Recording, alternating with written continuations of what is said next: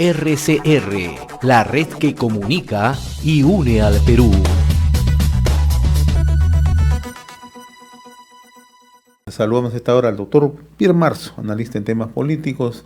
En su momento ha sido comisionado de la Defensoría del Pueblo. Doctor Marzo, qué gusto saludarlo. Gracias por atender esta comunicación. Muy amable como siempre. No, José Hernández, mucho gusto también estar con ustedes nuevamente. Espero que tengan un muy buen febrero, así como todos sus radio oyentes. ¿Cómo está analizando la crisis política, no? Tenemos en menos de 7 meses ya, bueno, está para que anuncie un cuarto gabinete el presidente Pedro Castillo, ¿no? ¿Cómo mira hacia dónde vamos? Bueno, en realidad la situación es muy crítica porque el presidente está mostrando muchas dificultades para formar un gabinete que tenga las 3 características que debe tener cualquier ente rector, ¿no? Recordemos que los gabinetes se conforman por los titulares de los ministerios, y los ministerios son rectores en sus sectores, ¿no? Y a veces no solo en su sector, sino en todo un sistema administrativo funcional en algunos casos, ¿no? Por ejemplo, el Sistema Nacional del Ambiente tiene como ente rector al Ministerio del Ambiente y al despacho ministerial del Ambiente, ¿no? El sistema de trabajo tiene como ente rector al Ministerio de Trabajo, ¿no? Porque es sistemas funcionales, ¿no? Y entonces se requiere que los titulares de los sistemas y también de los sectores tengan, por un lado, algún tipo de respaldo político, y eso significa que tengan algún tipo de conversación previa con bancadas congresales, ¿no? Pero también se requiere algún tipo de conocimiento en la materia que van a dirigir, ¿no? Y además se requiere algunas habilidades blandas de concertación, de diálogo con la ciudadanía, que siempre está con demandas, y además de diálogo con otros operadores, los políticos que están en el Congreso, e incluso el propio personal de los ministerios. Es decir, al menos tiene 4 públicos con los cuales dialogar el titular de una cartera, ¿no? Sus pares, su jefe, la gente y los congresistas, ¿no? Y eso tiene que hacerlo conociendo algo de ese tema y además con el respaldo político que le pueda dar un poco de tranquilidad al tomar decisiones estratégicas en relación con su sector. Todo eso tiene que cumplir en una persona. Entonces, eso es lo que tiene que ser buscado al momento de conformar un gabinete de ministros. Ahora, lo habitual, ¿no?, en una democracia es que el presidente recoja puntos de vista, opiniones, consejos de sus principales asesores, ¿no? Lo habitual en una democracia es que el presidente del Consejo de Ministros esté muy cerca al presidente de la República, ¿no?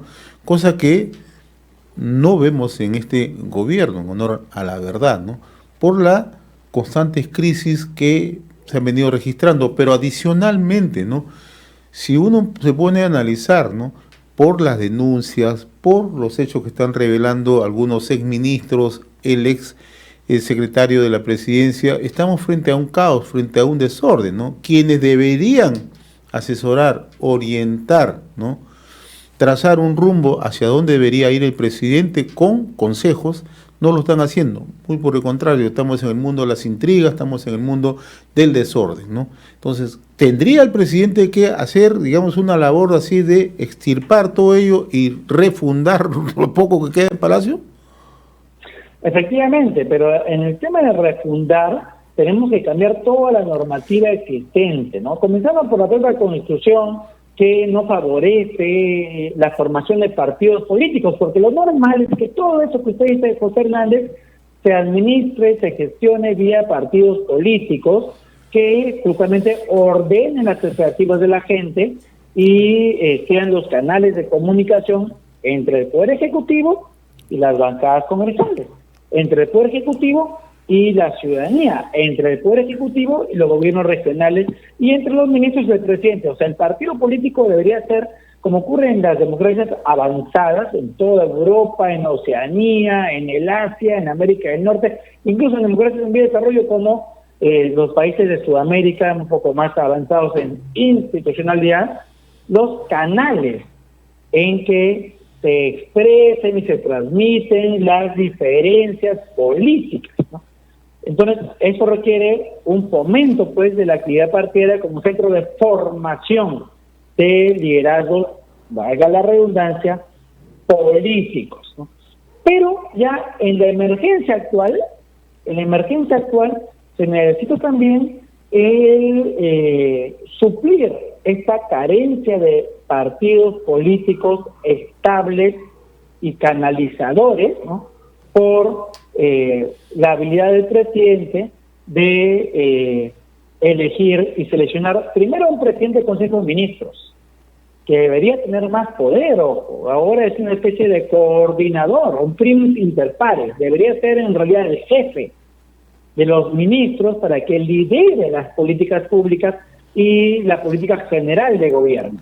Y el presidente puede ser el representante de la nación, el que se encargue de los tratados internacionales, el que monitorea un poco que sus promesas de campaña y sus grandes líneas de acción sean ejecutadas, el que se contacte con la gente de forma ya más campechana, si se quiere. Pero el presidente necesita un centro de gobierno, y el centro de gobierno, el centro de monitoreo y de dirección de las políticas de cada sector, tendría que ser lo que hoy se llama la presidencia del Consejo de Ministros, que en otros países se llama el primeriato, la oficina del primer ministro, y esto entonces es lo que necesitamos, como una especie de refundación de la capacidad de gobierno del poder ejecutivo. A eso debería dedicarse el presidente de la República, luego de designar un presidente del Consejo de Ministros que, aunque la norma actual no lo diga de esta forma, actúe como un premier y entonces vea el día a día de las políticas públicas. Estamos ingresando al 7º mes de la gestión gubernamental, ¿no? Un sector de la izquierda estaba acompañando al presidente de la República, ¿no? También sectores ligados a Perú Libre. En esta circunstancia, ¿qué es lo más aconsejable? ¿Que el presidente tenga que abrir el abanico, tenga que recurrir a diferentes colectividades políticas, ya no solamente de Perú Libre, de la izquierda, sino también de otros grupos políticos? Lo recomendable es que tenga una amplia base, que tenga una base sólida para poder darle estabilidad al país, estabilidad al gobierno, estabilidad a sus relaciones con el Congreso. Y una amplia base significa, pero manteniendo sus planes y programas, ¿no? Él tiene un plan de gobierno que presentó su partido en primera vuelta, tiene un plan bicentenario sin corrupción en segunda vuelta, ¿no? Y entonces tiene ya luego una política general de gobierno que fue aprobada en octubre mediante un decreto supremo justamente el 17 de octubre. Entonces, él tiene que seguir esa ruta ya trazada y por eso lo lógico es que vaya desde la izquierda hacia el centro, hacia el centro izquierdo, ¿no? Pero antes que eso, estimado José Hernández, requiere blindar con cualquier acto de corrupción. Esto no es ni de izquierda, ni de derecha, ni de centro, ni de arriba, ni de abajo. O sea, antes de eso tiene que hacer un filtro para evitar prontuariados por violencia familiar, por violencia contra las hijas, por deudores o vínculos con personajes oscuros de narcotráfico. Tiene que haber un filtro personal antes de ver un poco la tendencia política. Luego ya este filtraje personal individual ya puede ser un poco como armas una ancha base que vaya, repito, desde la izquierda hasta el centro, ¿no? Hasta el centro izquierda y quizá un poquito el centro derecha, si el presidente así lo considera, ¿no?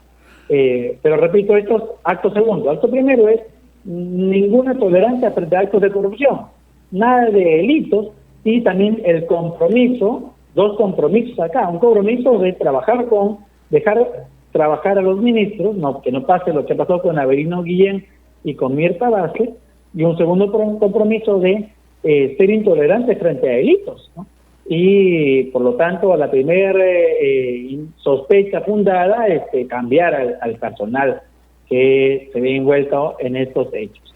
Usted ha mencionado el alejamiento de Avelino Guillén, de Mirta Vázquez, podemos mencionar también a Anaí Durán, podemos mencionar también a Pedro Franque. ¿Esto significa un alejamiento de este sector de la izquierda con el presidente Castillo?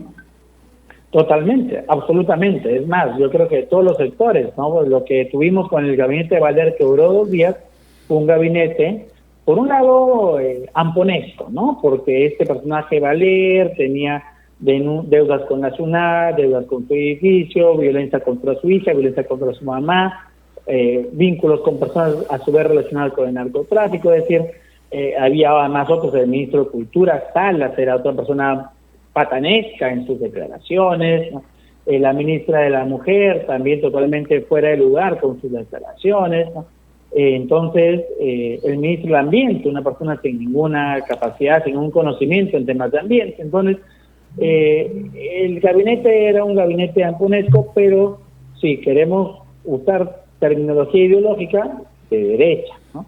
Este Valer venía de Renovación Popular, ¿no? Del partido de Rafael López Aliaga, ¿no?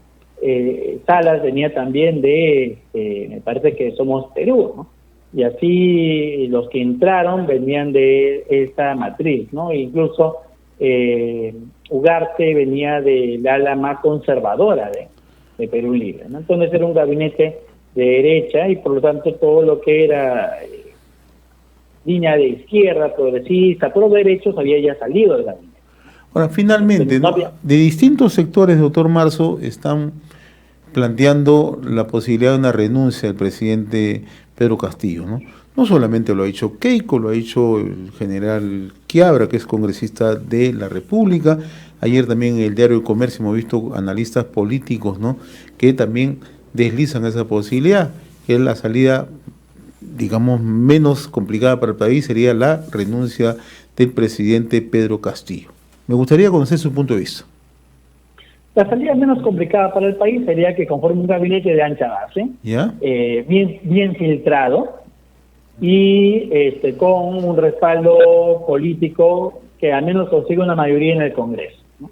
Y eso significa que la procedencia de los ministros tenga que ver con lo que hagan en sus ministerios, conozcan de su tema, que tengan capacidad de diálogo y que tengan el compromiso del presidente de no volver a hacer cosas a espaldas de los ministros y a oscuras. Esa sería la mejor salida para el país, ¿no?